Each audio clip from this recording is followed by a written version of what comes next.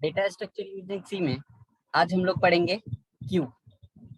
Previously हम लोगों ने स्टैक पढ़ा, आज हम लोग पढ़ेंगे Q. So what is Q? So Q is a linear structure which follows a particular order in which the operations are performed. The order is first in, first out. That is, the data item stored first will be accessed first. A queue can be defined as an ordered list which enables insert operation to be performed at one end called rear and delete operations to be performed at another end called front. So queue भी एक linear structure है। हम लोगों ने stack data structure के बारे में पढ़ा। स्टैक डेटा स्ट्रक्चर क्या फॉलो करता था? लास्ट इन फर्स्ट आउट, और क्यू फॉलो करेगा फर्स्ट इन फर्स्ट आउट। इसमें भी हम लोग कलेक्शन ऑफ एलिमेंट्स इसको कह सकते हैं। उसके बाद स्टैक में क्या होता था? स्टैक में जो इंसर्शन एंड डिलीशन ऑपरेशंस होते थे वो सिर्फ वन एंड से होते थे, जिसको हम लोग कहते थे टॉप।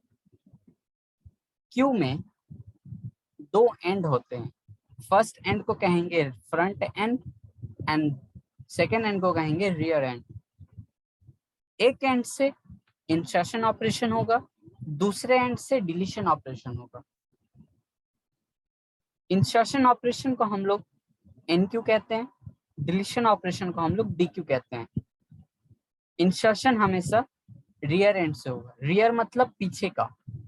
इसमें क्यू में जो भी इंसर्शन होगा वो पीछे से होगा, और डीक्यू आई मीन जब डिलीशन होगा तो वो फ्रंट एंड से होगा।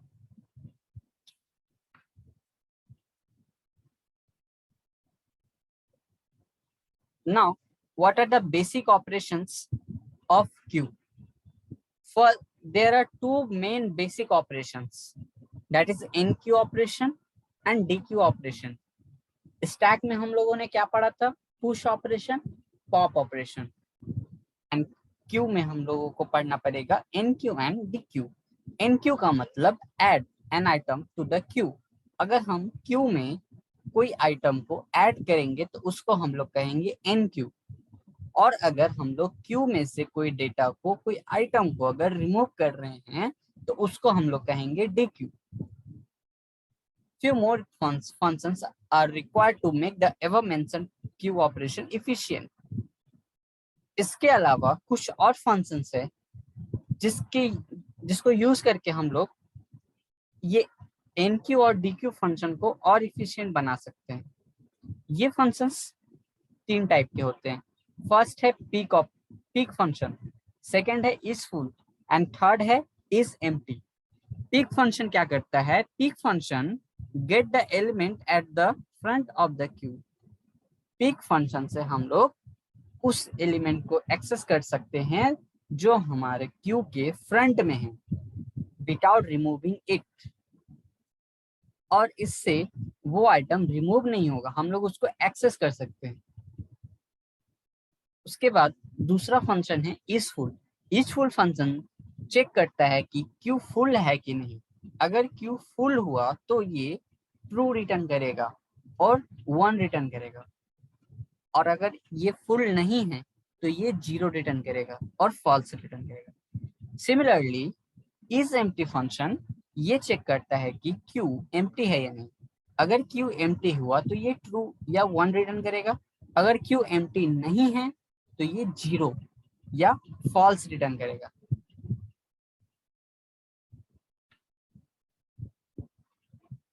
क्यू का एक रियल लाइफ एग्जांपल हम लोग कह सकते हैं कि railway ticket counter. Suppose this is a line, okay, this is a and this is counter.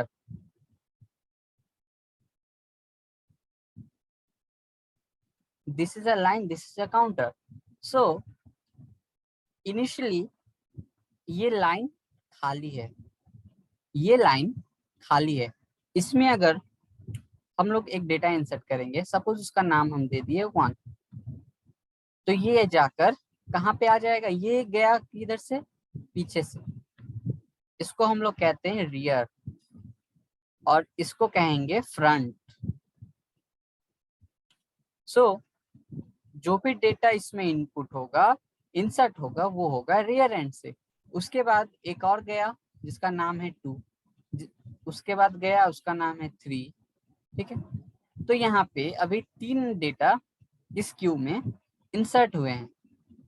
तो अब रेलवे का जो टिकट काउंटर है वो ओपन हुआ, तो ये जब ओपन होगा तो सबसे पहले टिकट किसको मिलेगा, जो लाइन में फर्स्ट आया है, दैट इज 1।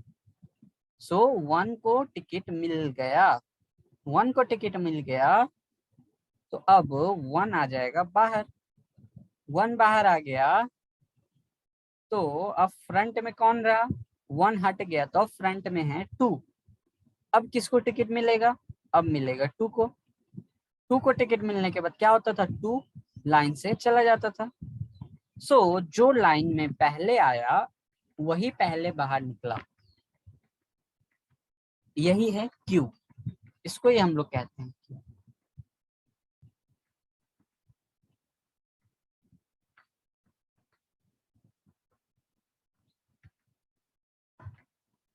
उसके बाद क्यू के types,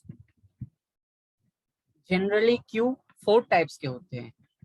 first is simple Q और लीनियर क्यू, इसको हम लोग मोस्टली लीनियर क्यू कहते हैं।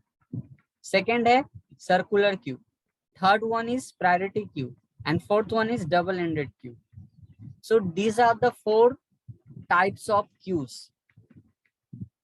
नाउ हम लोग अभी mainly linear queue and circular queue के बारे में पढ़ेंगे। क्यू डेटा स्ट्रक्चर को भी हम लोग एरे, डायनेमिक एरे और लिंक लिस्ट के मदद से रिप्रेजेंट कर सकते हैं।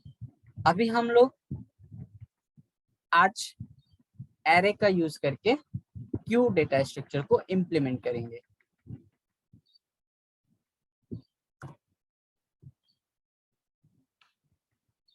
सो सबसे पहले लीनियर क्यू, सबसे पहले हम लोग आज पढ़ेंगे लीनियर क्यू। लीनियर क्यू क्या होता है, in linear queue an insertion takes place from one end while the deletion occurs from another end। ठीक है, लीनियर क्यू में क्या होता है, इंसर्शन ऑपरेशन जो होता है वो हमेशा एक साइड से होता है और डिलीशन ऑपरेशन दूसरे साइड से होता है। The end at which the insertion takes place is known as rear end, जो कि हम लोगों ने अभी जस्ट डिस्कस किया कि इंसर्शन जब भी होगा वो होगा रियर एंड से। सो इंसर्शन जिस एंड से होगा उस एंड को हम लोग कहेंगे rear and, and the and which at which the deletion takes place is known as front end। so जिस एंड से डिलीशन होगा उसको हम लोग कहेंगे front end. It strictly follows the first in first out rule, जो कि मैंने कहा रेलवे टिकट काउंटर के लाइन में जो पहले आएगा उसको ही पहले टिकट मिलेगा और वही सबसे पहले लाइन से बाहर जाएगा। ठीक है,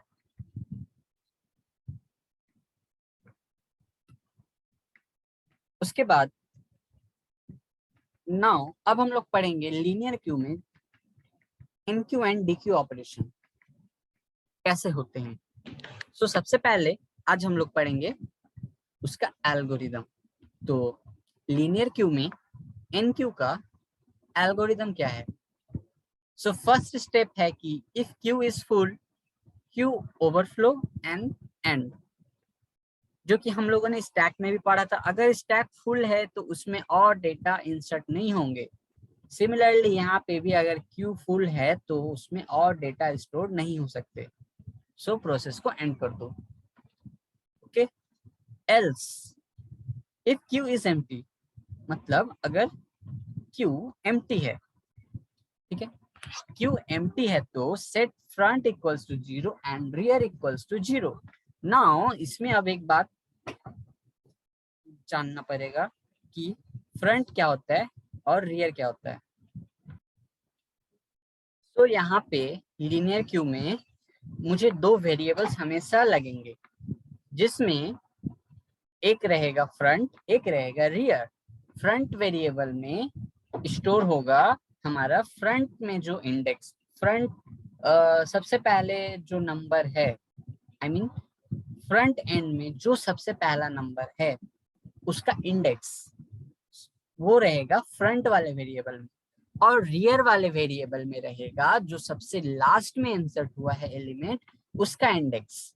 ठीक है, तो इनिशियली अगर क्यू अगर खाली रहेगा तो ना ही कोई फर्स्ट है ना ही कोई लास्ट है, तो हम इसको -1 से इनिशियलाइज करेंगे, जैसा कि हम लोगों ने स्टैक के टॉप वेरिएबल को इनिशियलाइज किया था। तो हम लोग आएंगे जब हम लोग इसका प्रोग्राम लिखेंगे। सो अभी के लिए अगर क्यू एम्प्टी है तो set front equals to 0 and rear equals to 0। मतलब अगर क्यू खाली है तो सबसे पहले क्या करो, फ्रंट को कर दो 0 एंड रियर को भी कर दो 0।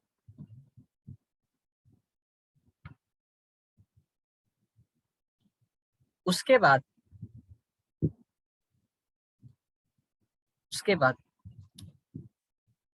else if rear equals to size -1। ठीक है, अगर रियर का जो वैल्यू होगा वो अगर साइज -1 है, ठीक है, मतलब लास्ट एलिमेंट मेरा यहाँ पे है, इस इंडेक्स में है, ठीक है, और फिर भी मुझे इन क्यू करना है, तो मैं कैसे करूंगा।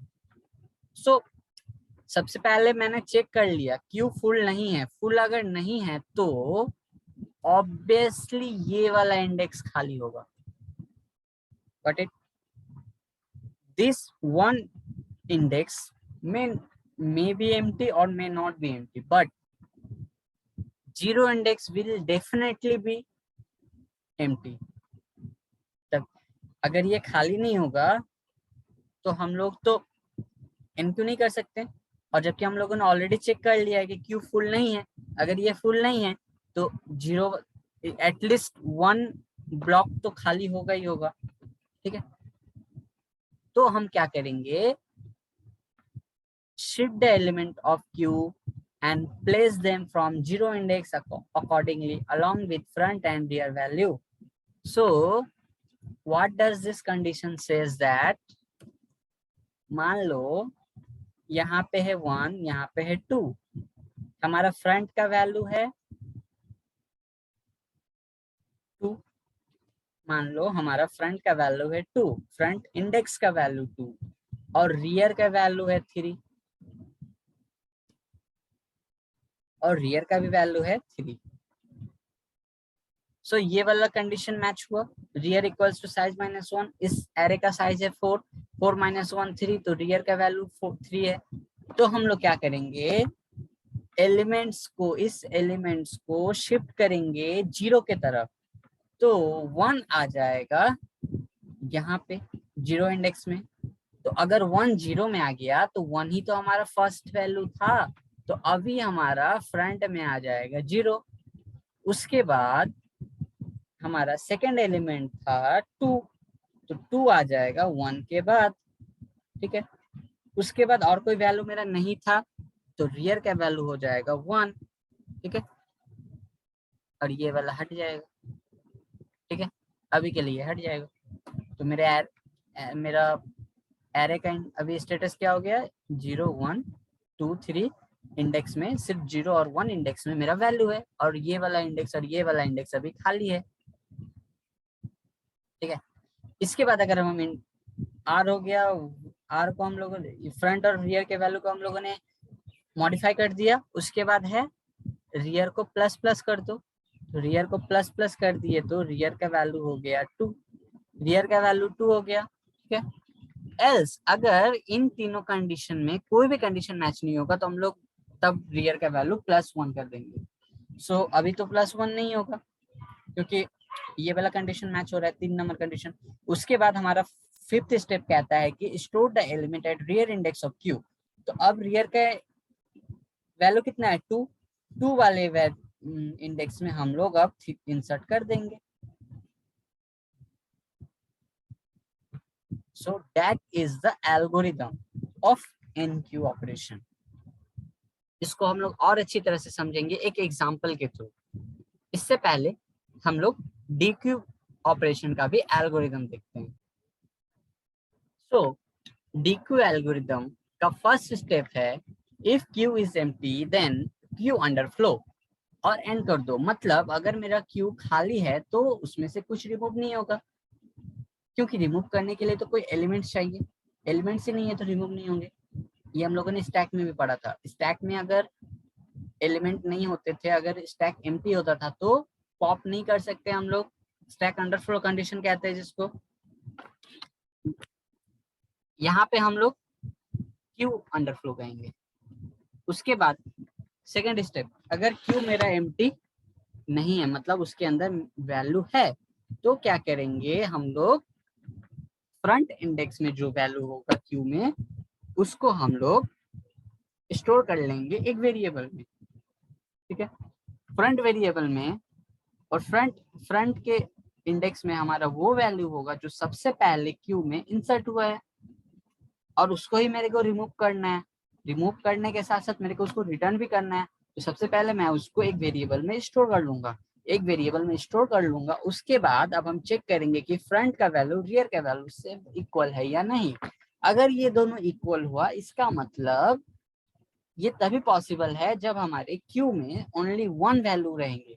और अगर एक ही वैल्यू है हमारे क्यू में और उसको हम लोग अगर डीक्यू कर देंगे, उसको रिमूव कर देंगे, तो हमारा क्यू तो हो जाएगा खाली। तो अगर क्यू मेरा खाली हो जाएगा तो हमको रियर और फ्रंट का वैल्यू को -1 से सेट करना पड़ेगा, जो कि यहाँ पे किया गया है। एल्स अगर ये फ्रंट और रियर का वैल्यू इक्वल नहीं है, मतलब हमारे क्यू में एक से ज्यादा एलिमेंट मौजूद हैं, अगर ऐसा है तो फ्रंट का वैल्यू +1 कर दो, फ्रंट का वैल्यू +1 कर दो। ठीक है, मान लो ये एक लाइन है, ठीक है, ये 1 है, ये 2 है, इसका काम हो गया। अभी ये फ्रंट था, इसका काम हो गया, अब आएगा, अब तो इसका काम होने वाला है। इसमें कैसे जाऊंगा, फ्रंट अभी यहाँ है तो इसको अगर हम +1 करेंगे तो 2 में जाएगा, right. So that is the concept.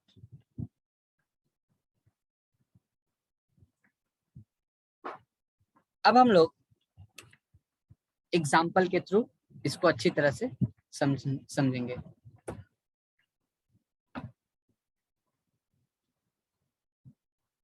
सबसे पहले स्टेप 1, क्रिएट अ क्यू।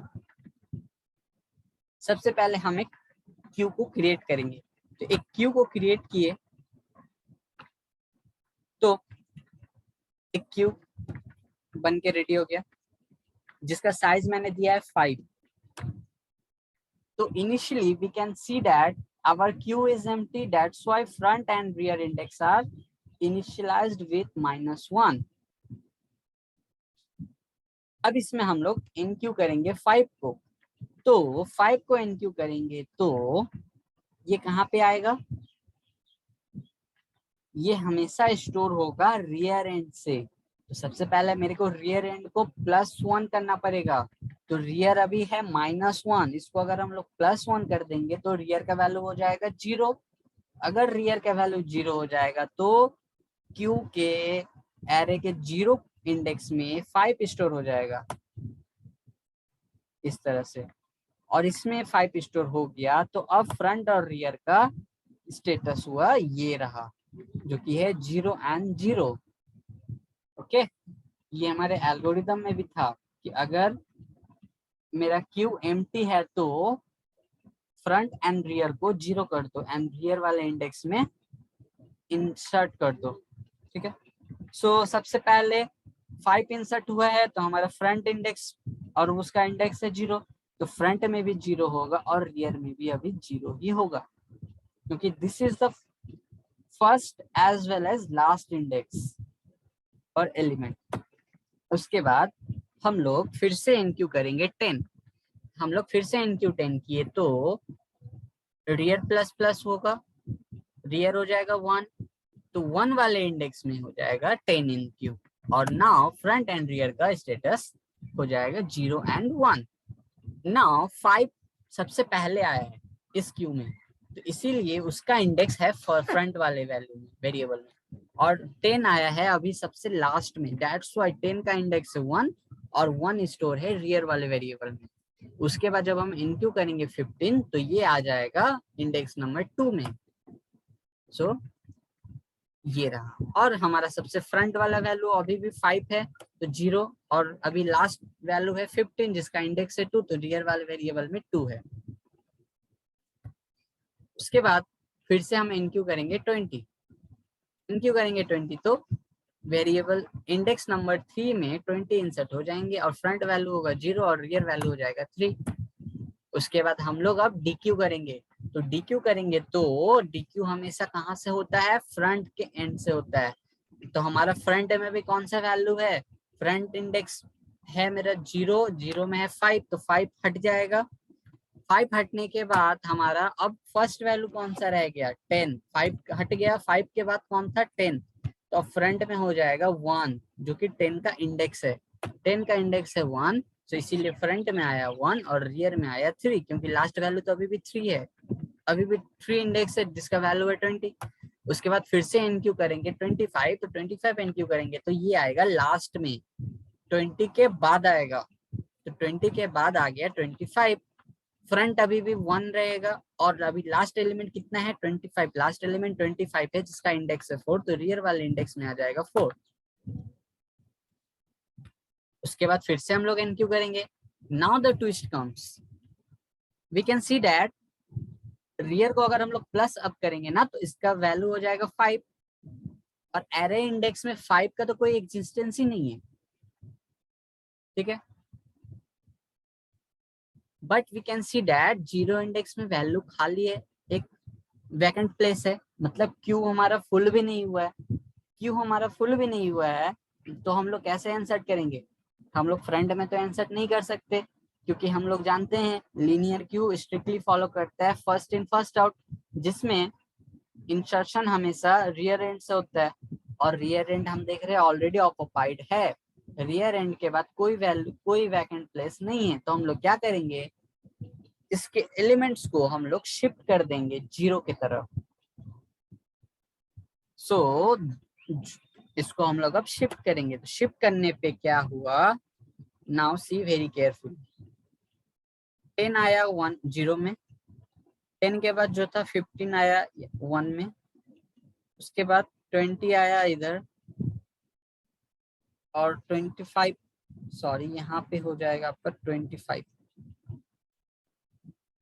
आ गया यहाँ पे, ठीक है, और उसके बाद रियर प्लस प्लस हुआ और 4 वाले इंडेक्स उसके इंडेक्स में स्टोर हो गया 30, ठीक है, तो अभी फ्रंट का वैल्यू हो जाएगा 0, क्योंकि 10 सबसे पहले इंसर्ट हुआ था वही हमारा फ्रंट है, उसका इंडेक्स अभी है 0, इसीलिए फ्रंट वाले वेरिएबल में 0 स्टोर है और रियर वाले वेरिएबल में 4 स्टोर है।